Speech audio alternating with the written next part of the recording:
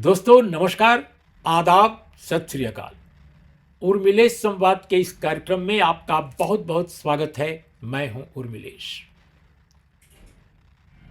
कुछ साल पहले तक जो टेलीविज़न चैनल हैं जिनको कुछ लोग गोदी मीडिया कहते हैं, मैं तो प्यार से टीवी पुरम कहता हूं। तो गोदी मीडिया या टीवी पुरम जो भी आप कहिए, उसमें ये बात बार बार कही जाती थी कि भारत की राजनीति में राहुल गांधी विफल साबित हो चुके हैं, यानी वो एक फेल्ड लीडर है। ये बार बार एंकर्स जो टेलीविजन चैनल के हैं वे बार बार इसको बड़ी शिद्दत के साथ कहा करते थे और अभी भी कहा करते हैं। हम ये नहीं बता रहे हैं, आप जानते होंगे या नहीं जानते होंगे, आप स्वयं फाइंड आउट कर लीजिए कि उनको ये सब कहने के लिए, बताने के लिए कहीं से बकायदे संदेश आते थे, फीडबैक होता था निरंतर। बहुत सारे लोग दोस्तों टेलीविजन चैनलों की इस बात को सुनकर शहर में, कस्बे में, गांव में भी यही बात दोहराते थे। कहीं भी खड़े हो जाइए तो ये भाई राहुल गांधी से नहीं हो सकेगा, ये मोदी का कोई मुकाबला नहीं है जी, कोई मैच नहीं है। भाई ठीक है, मान लिया मैच नहीं है, लेकिन दोस्तों ये बात कांग्रेस के अंदर भी कुछ लोग कहने लगे, दबे माने चुपके चुपके, दबी जुबान। मैं कोई राहुल गांधी का बचाव नहीं कर रहा हूं, राहुल गांधी का मैं आलोचक रहा हूं और अभी भी हूं कई मुद्दों पर। मैं किसी भी देश के, कोई भी देश का बड़ा नेता हो आज की तारीख में, अगर मैं उसकी कुछ अच्छाइयां पाता हूं तो आलोचना के अगर कुछ मुद्दे मिलते हैं तो उसको भी मैं छोड़ता नहीं। यह बात इसलिए कहनी पड़ रही है अपनी तरफ से कि मुझे आप किसी नेता का वकील न समझें। इसके बावजूद कि मैं देश के कई नेताओं को बेहतर मानता हूं, इसमें कोई दो राय नहीं है, खासकर कुछ चीफ मिनिस्टर्स को जो अच्छा परफॉर्म करते रहे हैं। सबने, जिन्होंने हमें पढ़ा है या देखा है, जानते हैं कि राहुल गांधी की अनेक मुद्दों पर मैंने आलोचना की है। लेकिन मैं ये बात अभी नहीं समझ पा रहा हूं कि टेलीविजन चैनलों में जो बात कही जा रही थी, जो भारतीय जनता पार्टी निरंतर कहती रही है, उनके लिए कितना बड़ा प्रोजेक्ट था आरएसएस बीजेपी के लोगों का, कितना बड़ा प्रोजेक्ट था कि भाई उनको पप्पू साबित कर दो, बबलू साबित कर दो, न जाने क्या क्या साबित कर दो। लेकिन जब उनका जन उभार हुआ, खासकर जो पदयात्रा उन्होंने की पूरे देश में 4000 से के आसपास किलोमीटर, तो उसके बाद से फिर वो चुप हो गए। तब वो पप्पू को पप्पू नहीं कहने लगे, उनको लगा कि हमने तो पप्पू कहा था, उस ठीक से लगता है फिट नहीं बैठ रहा है, लोग तो उनको सीरियसली ले रहे हैं। तब बहुत सारे हलकों में अलग अलग ढंग से कुछ और बातें कही जाने लगी और कहा जाने लगा कि ठीक है, ये पूरे देश की यात्रा तो कर आए, समझदारी थोड़ी बढ़ी है जरूर इनकी, लेकिन ये मोदी का मुकाबला नहीं कर सकते, मोदी का कोई मैच नहीं है। तो फिर मैच कौन है? मैच कौन है? आप ही बता दीजिए, आपका मैच कौन है? कहीं ऐसा दुनिया की राजनीति में देखा गया है, डेमोक्रेटिक पॉलिटिक्स में, कहीं भी किसी भी मुल्क में जो डेमोक्रेसी जहां पर चल रही हो, पार्लियामेंट्री डेमोक्रेसी, क्या वहां यह होता है कभी कि रूलिंग पार्टी की तरफ से यह कहा जा रहा हो कि उनकी पार्टी, यानी जो रूलिंग पार्टी है, उसके सबसे बड़े नेता के खिलाफ अपोजिशन को किस नेता को आगे करना चाहिए और किस नेता को ड्रॉप कर देना चाहिए? यह तो मैंने कम से कम नहीं देखा है। कि यूरोप में देख लीजिए, अमेरिका में देख लीजिए, ऑस्ट्रेलिया में देख लीजिए, जापान में देख लीजिए, कहां जहां आप चाहे वहां देख लीजिए। ये अपने देश में केवल आजकल हो रहा है कुछ समय से कि रूलिंग पार्टी और रूलिंग पार्टी के समर्थक, बहुत सारे लोग जो गैर, अपने को पार्टी कहते हैं, गैर पार्टी, गैर राजनीतिक वो नहीं है, लेकिन नॉन पार्टीजन है, हो सकता है वो कहें कि हम तो नॉन पार्टी हैं जी, हमारी पॉलिटिक्स नहीं है कोई, हमारे विचार हैं और वो नॉन पार्टी विचार हैं। तो ऐसे बहुत सारे लोग कहते मिल जाते हैं कि मोदी का कोई मैच नहीं है। तो फिर मैच कौन है? वो बताते हैं कि अमुक है, अमुक है, ये उनसे बेहतर होंगे। ये नहीं कहते कि पूरी तरह मैच है, लेकिन ये कहते हैं कि राहुल गांधी से बेहतर तो कांग्रेस को इसको लेना चाहिए।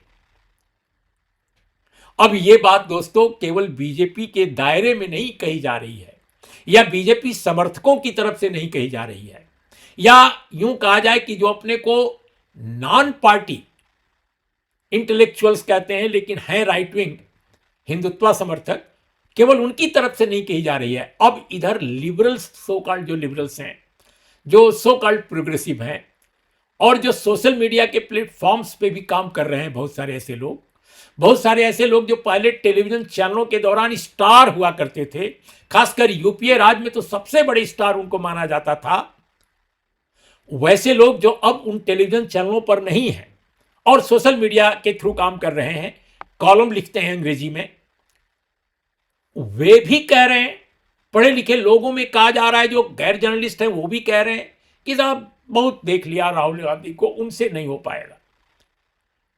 तो उसमें कई नाम उभर रहे हैं। एक नाम प्रियंका गांधी का भी उभरा है कि साहब बेहतर तो होगा कि कांग्रेस पार्टी प्रियंका गांधी को अपना नेता घोषित कर दे, क्योंकि वो राहुल गांधी से ज्यादा सुयोग्य हैं, वो अच्छा बोलती हैं, उनके पास समझदारी बहुत है, उनमें इंदिरा गांधी की छवि है, और वो उतनी सीरियस नहीं होती हैं, जहां चाहती हैं वहां लोगों को हंसाती हैं, लोगों को परेशान भी करती हैं अपने भाषण से, खासकर रूलिंग पार्टी के लोगों को, जैसा उन्होंने अभी हाल में किया जब चर्चा लोकसभा में हो रही थी इलेक्शन रिफॉर्म्स को लेकर, इलेक्टोरल रिफॉर्म्स को लेकर। तो राहुल गांधी के भाषण से उनका भाषण बहुत अच्छा था, ये भी लोग कहते हैं। अब अपनी अपनी पसंद है, अपनी अपनी पसंद है, इसमें कोई दिक्कत नहीं है, लेकिन भाई से बेहतर बहन को बता देना, फिर कभी कहना कि नहीं बेटे को हटा करके मां को फिर आ जाना चाहिए। देखिए ना यूपीए 1 यूपीए 2 को कैसे उन्होंने चलाया, शानदार। अभी दीगर बात है कि यूपीए 2 के बाद कैसे मोदी जी आए और थंपर मेजॉरिटी मिल गई उनको, यूपीए एनडीए को, और फिर दूसरे चुनाव में तो उनको अपने आप बहुत बड़ा बहुमत मिल गया। हम उस पर नहीं जाएंगे कि कब कहां क्या हुआ, लेकिन यह बड़ी दिलचस्प बात है कि हाल के दिनों में राहुल गांधी को लगातार मिसफिट बताया जा रहा है कि कैसे वो मिसफिट हैं। कुछ लोग कहते हैं कि वो विचारक हैं, कम से कम चलो ये तो मान लिया कि पप्पू नहीं है, विचारक हैं। कई लोग कहते हैं कि वो तो बड़े पढ़े लिखे हैं जी, इंडिया में इतना पढ़ा लिखा आदमी नहीं होना चाहिए। अरे पहले तो आप बबलू और पप्पू कह रहे थे कि कुछ भी नहीं जानता, कुछ पढ़ा लिखा नहीं है, बिल्कुल अनपढ़ है, कुछ भी नहीं आता उसको, मोदी और अमित शाह जी के आगे कुछ भी नहीं है। अब आप कह रहे हो कि नहीं नहीं पढ़ा लिखा कुछ ज्यादा है, भारत में काम नहीं करेगा। तो फिर नेहरू कैसे काम किए? वो तो बहुत पढ़े लिखे थे भाई, कैसे वो काम किए? नेहरू तो बहुत पढ़े लिखे थे, और भी पढ़े लिखे लोग आए। ऐसा तो नहीं है कि नेहरू जी केवल थे, डिग्री भले कम थी, लेकिन इंदिरा गांधी भी बहुत समझदार थी, बहुत पढ़ी लिखी थी, दुनिया के बारे में अच्छी जानकारी थी, और अपने पिताजी के सानिध्य में रहकर दुनिया भर की किताबें उन्होंने पढ़ी होंगी।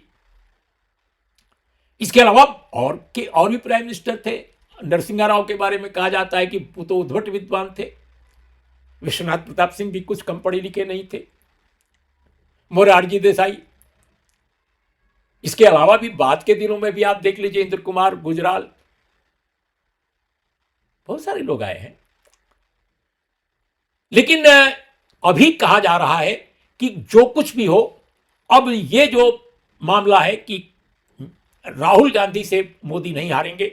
देखिए ना 2024 में भी क्या हुआ, जीतता हुआ चुनाव हार गए वो, ऐसा लग रहा था कि जीत जाएंगे, जबकि वो लोग कह रहे थे कि मोदी जी तो 400 सीट पाएंगे। जो लोग कह रहे थे कि मोदी जी 400 सीट पाएंगे और प्रचंड बहुमत से आएंगे, जब 240 सीट पर वो सिमट गए, तो लोगों ने कहना शुरू किया कि भाई ऐसा लगता है कि वाकई ये राहुल गांधी जिता नहीं पाएंगे चुनाव। अरे भाई कुछ ही सीटों का फर्क रह गया था, कुछ ही सीटों का फर्क रह गया था। अगर आप विपक्ष के सारे दलों को मिला दीजिए और परसेंटेज ऑफ वोट गिनिए, तब समझ में आएगा कि विपक्ष कहां खड़ा था। लेकिन फिर भी कहा गया कि नहीं नहीं राहुल गांधी नहीं जिता पाएंगे। और अब बिहार के चुनाव के बाद कहा जा रहा है कि अब तो ये बिल्कुल काम नहीं करेंगे, इनको उलटना पड़ेगा, इनको पलटना पड़ेगा, कोई नए आदमी को लाना पड़ेगा। तो अब नाम लिया जा रहा है प्रियंका गांधी, ताकि भाई और बहन में कुछ किया जा सके। कोई अब उनके बीच में कैसे रिश्ते हैं इस पर हम नहीं बोलेंगे, हमें क्या मालूम, हम किसी के परिवार के मुद्दों को क्या जानते हैं। लेकिन ये जो लड़ाने वाले लोग हैं, जो भाई भाई के खिलाफ बहन को पेश कर रहे हैं, कभी बेटे के खिलाफ मां को पेश कर रहे हैं, कभी तीनों को एक दूसरे से। कमाल की राजनीति है, किस तरह का सोच है, किस तरह का विचार है। अरे भाई कांग्रेस पार्टी है, कांग्रेस पार्टी की तरफ से उनको एलओपी बनाया गया है, वो नेहरू गांधी परिवार के जरूर हैं, और एलओपी के रूप में वो कैसा काम कर रहे हैं इसका तो कम से कम आपको एक पड़ताल तो जरूर करनी चाहिए। अगर आपको लगता है कि वो मिसफिट हैं या फिट हैं, जो भी आप हैं, तो एक आपके पास कम से कम कोई तो डॉक्यूमेंटेशन होना चाहिए, कोई असेसमेंट होना चाहिए, कोई आपके पास ऐसी स्टडी होनी चाहिए कि लीडर ऑफ अपोजिशन के रूप में जो उन्होंने काम किया, इसके पहले लीडर ऑफ अपोजिशन जो होते थे, अधीर रंजन चौधरी हो या और जितने भी हो पहले के, आप किसने क्या किया है, किन मुद्दों पर राहुल गांधी ने सरकार को पूरा उसके लिए रास्ता छोड़ दिया, उसको फ्री हैंड दे दिया। अब मुझे तो यह लग रहा है कि राहुल गांधी की आलोचक होने के बावजूद मेरा एक कहना है कई मुद्दों पर कि राहुल गांधी ने लीडर ऑफ अपोजिशन के रूप में जो परफॉर्मेंस उनकी रही है वो हाल के वर्षों के अनेक लीडर ऑफ अपोजिशन के मुकाबले ज्यादा बेहतर रही है। और मैं डंके की चोट पर कह रहा हूं कि इसकी अब एक यूट्यूब के एक प्रोग्राम पर तो हम सब कुछ नहीं बता सकते आपको, और न कोई भी बता सकता है, लेकिन मैं दावे के साथ कहता हूं कि आप बताइए तथ्यों के मुताबिक जो कह रहे हैं लोग कि मिसफिट हो गए हैं राहुल गांधी, तो मिसफिट हुए हैं तो कैसे हुए हैं? हमारे पास तो प्रमाण है, और हम 2-3 बातें आपके सामने रख देते हैं कि जितनी कमेटियां बनाई गई हैं जो कॉन्स्टिट्यूशनल पोस्ट हैं उन पर नियुक्ति के लिए, राहुल गांधी ने उनमें, सरकार ने जिन लोगों को चुनना चाहा हमेशा न केवल प्रोटेस्ट किया बल्कि उसको पब्लिक डिस्कोर्स में लाया कि किस तरह के लोग भारत के संवैधानिक पदों पर रखे जा रहे हैं। हाल ही में सतर्कता आयोग, केंद्रीय सूचना आयोग, इनमें जो नियुक्तियों के लिए बैठक हुई जिसमें प्रधानमंत्री हैं, इसके बाद अमित शाह जी हैं, सरकार की तरफ से 2 लोग और लीडर ऑफ अपोजिशन, जिस तरह मुद्दा बनाया leader of opposition Rahul Gandhi ने, इसके पहले कितना मुद्दा बनता था ये। इसके अलावा उन्होंने जिस तरह से चुनाव आयोग की नियुक्तियों में जो सरकार का प्रचंड जो बहुमत है, सीजेआई को निकाल करके इस मुद्दे पर जितना उन्होंने कैंपेन किया पूरे देश में, कभी ऐसा नहीं हुआ। पहले भी बहुत सारी नियुक्तियां होती थी सीबीआई से लेकर और तमाम पदों पर, इतना कहां बड़ा मुद्दा बनता था। इसके अलावा जिस तरह के मुद्दे हों, इसके पहले के सेशन को देख लीजिए और उसके पहले के पार्लियामेंट सेशन को देख लीजिए, उनकी परफॉर्मेंस देखिए। हां, एक आध सेशन ऐसे रहे हैं जब उनके भाषण में कॉन्ट्रडिक्शंस बहुत थे, कहना वो कुछ चाहते थे और कई बार वो रूपक अजीब अजीब तरह का दिया करते थे, लेकिन हाल के वर्षों में तो ऐसी स्थिति नहीं है। हाल के दिनों में तो ऐसा नहीं देखा जा रहा है। तो राहुल गांधी क्या अकेले पूरे देश की दिशा को बदल देंगे? जब पूरे देश में एक खास ढंग से चुनाव लड़े जा रहे हैं, जब सत्ताधारी दल के पास अकूत संपदा है, अकूत संपदा है, इलेक्टोरल बॉन्ड से लेकर के और पूरे कारपोरेट जो देश का है जिसमें अब कोई डाइवर्सिटी नहीं रह गई है। एक जमाना था कि कारपोरेट में भी डाइवर्सिटी थी। भारत के पूंजीपतियों में तब उन दिनों पूंजीपति कहलाते थे, बहुत सारे ऐसे होते थे जो कांग्रेस के साथ भी थे, जनसंघ के भी साथ थे और दूसरी अन्य पार्टियों के साथ भी थे। उसमें मामूली थे जो सोशलिस्ट पार्टियों के साथ थे। तो हमारा कहने का मतलब है कि आज की तारीख में अगर देखा जाए तो भारतीय जनता पार्टी ये वो पार्टी नहीं है जो एक जमाने में हुआ करती थी। आज की पार्टी मोदी और शाह की पार्टी है। इसके पास न केवल हिंदुत्ववादी एजेंडा है बल्कि कारपोरेट की भरपूर उसका सपोर्ट है, जबरदस्त सपोर्ट है। देश के जितने बड़े कारपोरेट हाउसेज हैं, उनकी पहली पसंद भारतीय जनता पार्टी और श्रीमान नरेंद्र मोदी हैं, इसमें तो कोई दो राय नहीं है। इलेक्शन कमीशन उनके इशारे पर काम कर रहा है, ये सभी जानते हैं, इसको कोई डिनाई नहीं कर सकता है, कोई डिनाई नहीं कर सकता है। और साफ साफ नजर आता है जब कभी रूलिंग पार्टी के किसी नेता के खिलाफ इलेक्शन कमीशन में कंप्लेन जाता है, कुछ भी नहीं होता, लेकिन रूलिंग पार्टी के नेता के खिलाफ जाता है तो कुछ हो ही जाता है। कौन नहीं जानता? आप कहेंगे कि इलेक्शन कमीशन पहले भी सपोर्ट करता था कांग्रेस को, लेकिन आप देख लीजिए कि कांग्रेस के जमाने का इलेक्शन कमीशन, नवीन चावला जैसे कुछ लोगों को अगर हम छोड़ दें तो बहुत बेहतरीन लोग भी आए थे इलेक्शन कमीशन में। केवल टीएन शेषन की बात मैं नहीं कह रहा हूं, जेएम लिंगदो, एमएस गिल, कई ऐसे लोग हैं जिनका नाम मैं गिना सकता हूं, और उसके पहले के लोग भी कांग्रेस द्वारा नियुक्त किए गए, कांग्रेस सरकार द्वारा, लेकिन उन्होंने अच्छा परफॉर्म किया कंपैरेटिवली।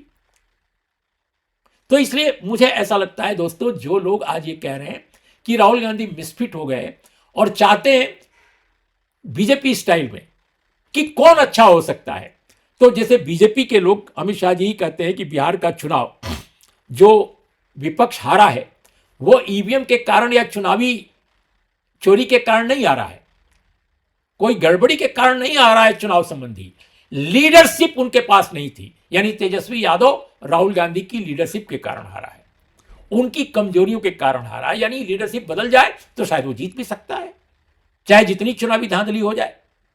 इसका मतलब तो ये निकलता है।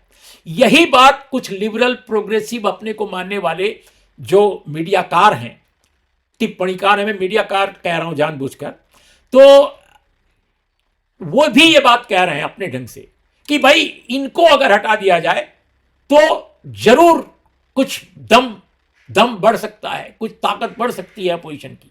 कमाल की बात है। तो किसको लाओगे भाई?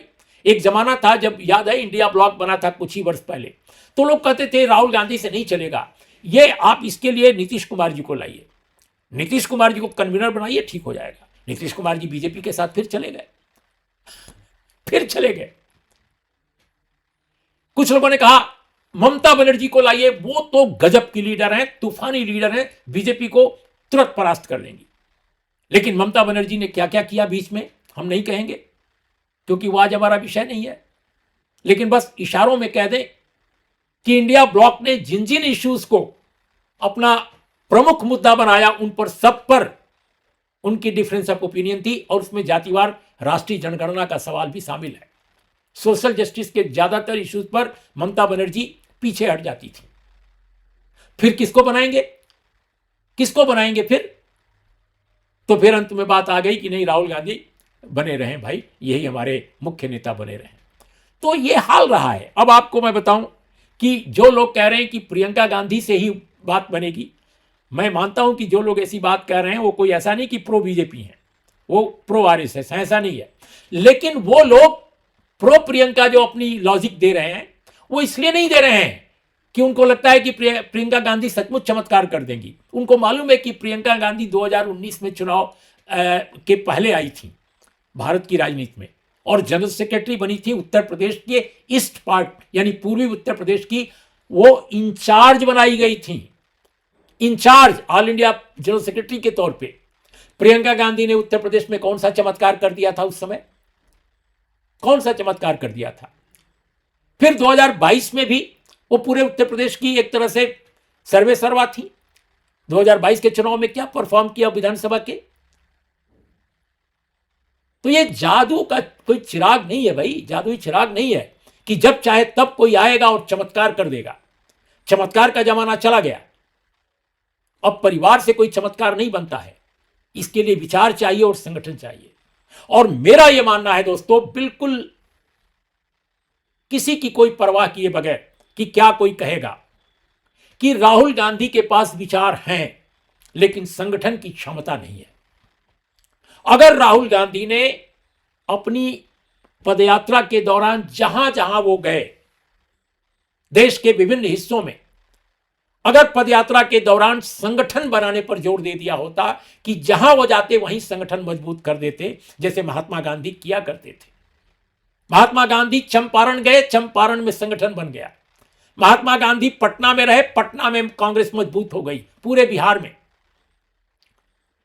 वो बंगाल गए, बंगाल में ताकत आ गई कांग्रेस में। गांधी की एक सबसे बड़ी विशेषता क्या थी कि गांधी गजब ट्रेवल करते थे, और ट्रेवल करते थे, जहां भी जाते थे वहां कांग्रेस का संगठन मजबूत कर देते थे। राहुल गांधी के साथ दिक्कत यह है कि उनसे ज्यादा, आज के तारीख में उनसे ज्यादा विचारवान कांग्रेस में जो लोग हैं, हो सकते हैं और भी लोग, मैं नहीं कह रहा हूं, लेकिन जो लीडरशिप में दिखाई दे रहे हैं उसमें विचार के स्तर पर सबसे ज्यादा क्लियर, साफ और सुसंगत यानी कंसिस्टेंट निश्चित रूप से राहुल गांधी दिखाई देते हैं। लेकिन उनके पास संगठन की वो क्षमता नहीं है कि कैसे कांग्रेस को एक समझदारी के साथ कि किसको कहां होना चाहिए, खासकर हिंदी हार्टलैंड में वो कहीं ना कहीं वो चीज लैक करती है। और शायद लैक इसलिए कर रही है कि फीडबैक जो उनको देने वाले लोग हैं वो शायद सही फीडबैक नहीं दे रहे हैं या उनके विचारों के साथ नहीं खड़े हैं। प्रियंका गांधी को जो लोग पसंद कर रहे हैं कि नहीं, राहुल को हटाकर प्रियंका को लाया जाना चाहिए, और खूब जम के यूट्यूब पर इस तरह के प्रोग्राम बन रहे हैं। खासतौर पे कुछ अंग्रेजी में प्रोग्राम आए हैं, कुछ हिंदी में भी आए हैं। अभी मैं एक प्रोग्राम देख रहा था जिसमें एक बहुत मशहूर एंकर एक जमाने की टेलीविजन की वो कर रही थी, और दो वरिष्ठ पत्रकार भी उसमें। अब उसमें धारा प्रवाह सिर्फ और सिर्फ राहुल गांधी के खिलाफ माहौल बनाया जा रहा था कि राहुल गांधी में ये कमी है, राहुल गांधी में ये कमी है। अरे भाई, कुछ तो बताओ कि राहुल गांधी में अच्छाई क्या है। क्या ये नहीं बता सकते आपकी राहुल गांधी कांग्रेस हिस्ट्री के एक अनोखे नेता हैं जो सोशल जस्टिस के इश्यूज को लेकर, उनके मुद्दों को लेकर पूरे कमिटमेंट के साथ खड़े हैं। इतने बुरे दौर में भी जब भारतीय जनता पार्टी नरेंद्र मोदी जी और अमित शाह जी की अगुवाई में इतनी ताकत के साथ उभरी है, और उनकी ताकत बढ़ने के अनेक कारण हैं, राजनीतिक से लेकर के और कारपोरेट तक, हिंदुत्ववादी एजेंडे से लेकर के और दूसरे अन्य भी बहुत सारे जो स्वयं राहुल गांधी कहते हैं कि कैसे उन्होंने कब्जा कर रखा है पूरी की पूरी सारी संवैधानिक जो व्यवस्था है उस पर। तो इसको समझते हुए भी जो लोग ये बात कह रहे हैं कि साहब सारी कमी जो है राहुल गांधी में है, तो राहुल गांधी की कुछ तो बताओ ना कि क्या उसमें अच्छाई क्या है। पॉजिटिव निगेटिव दोनों गिनाओ, मैंने तो निगेटिव गिनाया। आप तो ये क्यों नहीं कहते? क्योंकि आपको सामाजिक न्याय से नफरत है, क्योंकि आपको चिढ़ है कि वो रिजर्वेशन का साथ क्यों दे रहे हैं, क्योंकि आपको चिढ़ है कि वो जातिवार जनगणना का मामला क्यों उन्होंने उठाया, जिस पर बीजेपी बैकफुट पर आ गई और आज भारतीय जनता पार्टी की सरकार को जातिवार जनगणना को एक्सेप्ट करना पड़ा है, अनाउंस करना पड़ा है कि वो जातिवार जनगणना कराएगी।